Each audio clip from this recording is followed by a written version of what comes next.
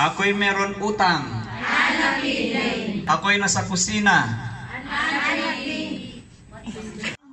Gamit ng dalawang fee. Okay. Ang isang fee, ang meaning, meron.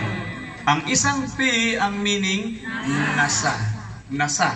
Okay? Minsan yung mga ibang hindi nila ramdam, ginagamit pero hindi nila ma-segregate ang dalawa. Okay. Ang isang fee meron. Pag sinabi mo siyempre, ako meron asawa. Ulit. Lagi na lang asawang pinag-usapan. Paano sabihin? Ana Fizoj. Ako meron mga anak o kaya anak. Ana Fi walan. Okay. Ako meron pera. Ana Fi kulus. Ako meron utang. Dain. Dain. Okay. Ako meron problema. Muskila. Kuha nyo? Wow. Okay. Ulit. Basa.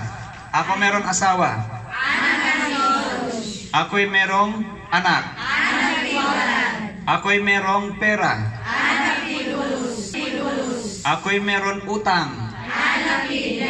Ako'y merong problema. Anong isang meron ako? Paano natin gamitin yung binigay ko sa inyo kanina?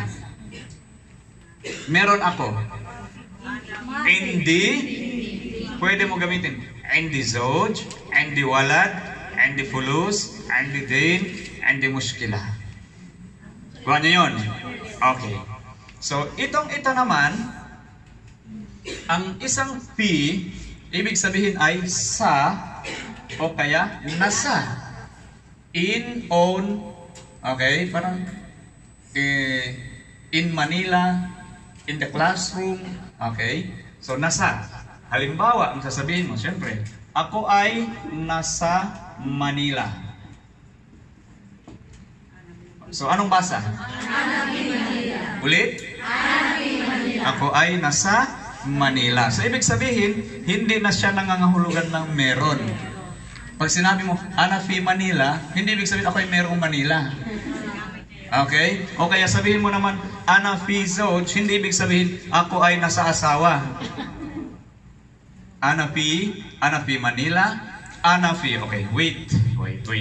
Basa ulit. Ana Fi Manila. Ako ay nasa Jeddah. Ana Fi Jeddah. Ulit. Ana Fi Jeddah. Ako ay nasa kusina.